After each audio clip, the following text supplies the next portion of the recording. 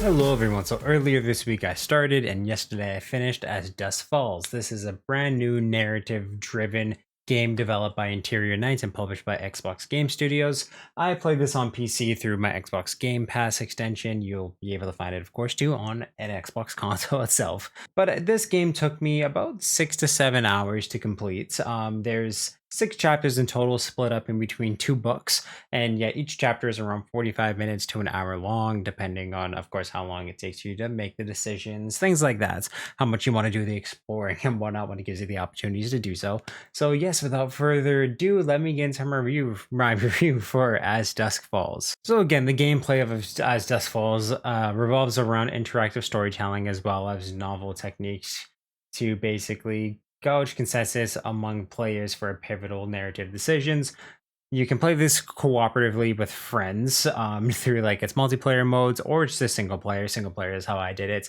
But of course, it's a narrative and multi-generational story about 2 families whose trajectories collide in the Arizona desert in 1998. One family is basically making a move after a troubled past. It basically forces them to move across the country. Their car breaks down. They end up in a seedy little motel. There's another family who they definitely down on their luck. They attempt to basically pull off robbery that goes terribly wrong. They end up at the same hotel that this family is staying at. And of course, too, just their trajectories collide from there, and their lives are forever changed from that moment as well. So you were able to play a few different characters as kind of this goes on, but in the first book, you basically stick as 2 characters, and then it evolves a little bit more, and you get to play as a few more characters in the second book. So 3 chapters per book, 6 chapters in total. The art style of this game is something very unique and something that I thought was actually really beautiful and like almost hand-drawn in every single frame that it went through. It's definitely something that I haven't seen before in a video game. It was almost like flipping through a graphic novel as as they told the story, and it was something very, very cool. I did find a little annoyed about it sometimes too, where I found again too, just in terms of having characters walk from one end of the screen to another, one end of the room to another when you're doing some of the more interactive searching places for clues, searching the environments for more story. Sometimes I found those animations were just a little too long or I mean, you got some of that in the Telltale games too, where it would take a while for your character to walk to one end of the screen or another, and it sounds like it was just like a bit of a wasted animation in times where it could have just snapped you to again what you clicked, and it would have just progressed the game a little bit longer. It just sometimes it felt a little bit tedious, but that's such a small complaint when again to that only really happens maybe a few times per chapter. It's something noticeable, but definitely not enough to bring the game down too much. But I found too that it's elevated by the actually really good music that this game has, whether it be original score or using songs like Johnny Cash's Sooner or Later Gonna Hunt You Down song. I just forget the name of that song off the top of my mind, but they use Johnny Cash and a few other songs that work really, really well in it as well. I found the voice acting is really, really good actually for the most part. So there's a few like line deliveries where I found it might have faltered off a little bit, but honestly, very, very good narration and very, very good, again, just overall voice acting by all the voice actors who were involved in this game. It tells a very, very compelling story that does dive into some deep themes, and it does give, in the 3rd chapter, a bit of a trigger warning in terms of the subject matter that it deals with. Within that chapter, it also gives players the ability to skip if they think it might be a little too much for them, but I found it was something actually kind of pivotal to the story. So if you're able to handle, it goes into I mean, the game's gonna spoil it. That trigger warning is gonna spoil it for you. So again, if you don't want to see this, skip maybe 15 seconds ahead. But it's gonna tell you anyways. But that chapter does deal with the issue of a suicide.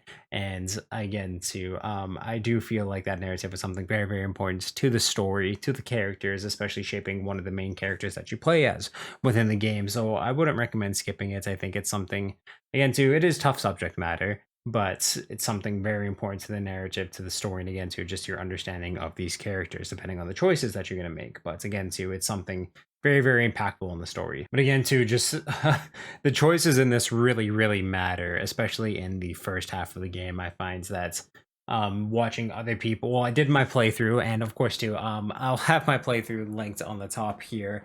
I did a no commentary playthrough, but watching other people play it and seeing how much the narratives can actually really bounce off on each other and have really long lasting effects on the rest of the story was something very, very impressive. They built a really, really good narrative with this game. And of course, too, just the story within it's something very, very special. And again, too, just your choices do absolutely matter in terms of the character relations, how things are going to play, the fates of a lot of the characters is something very, very important. And it's pretty incredible seeing how much this game can change based off of the decisions that you made. But I do find that I had a very happy ending with, of course, too, just the narrative that I went down. You can definitely, if you really want to get people killed, you can get them killed very easily. Um, there's like cutscenes and more quick time events that I don't want to say have the consequences of screwing up like games like Until Dawn or The Quarry will have. But it's definitely, if you mess up the quick time events, it's going to put your characters in some very tough situations. I find they're very easy to get through. I played this again on my PC, so all I literally had to do was just click my mouse, move it to the side, move it up, hold buttons down. It's very, very easy. I'm assuming it's going to be the exact same thing when it comes to your controller, but the quick time events aren't anything hard to, like, you're not going to screw up if you're truly just paying attention to the screen. But yes, I found that this game was so strong in the first 3 chapters, or the first book I should say. Very, very impressed with, again, the narrative and just the characters that they had. But once it transferred into book 2, immediately I felt that I wasn't as attached to the new characters and the new story that they brought in. It's just my favorite characters that were in the first parts were almost gone in a sense, and I was playing as characters that I didn't like or didn't care about too much. Basically, the ones that I found were screwing up everything for other people, or just horrible people, are the ones that you're playing as.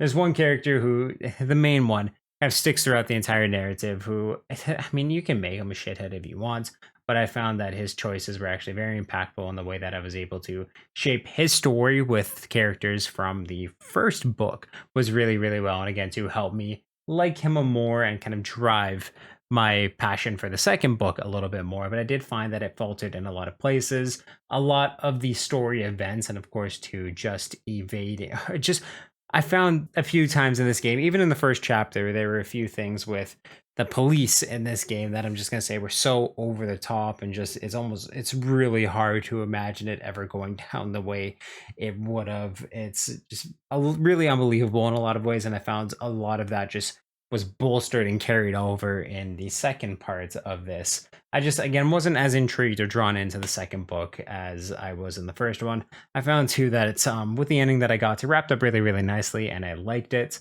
But then they do something that I hope that they do a second game with the ending that they again present to you at the end of this. But again, too, it's something that did piss me off a little bit, because I found that this would have been perfect as just a one-off game, one-off story. Something would have been really, really well done. But again, with what they did, I found it was just a really cheap way to end the game.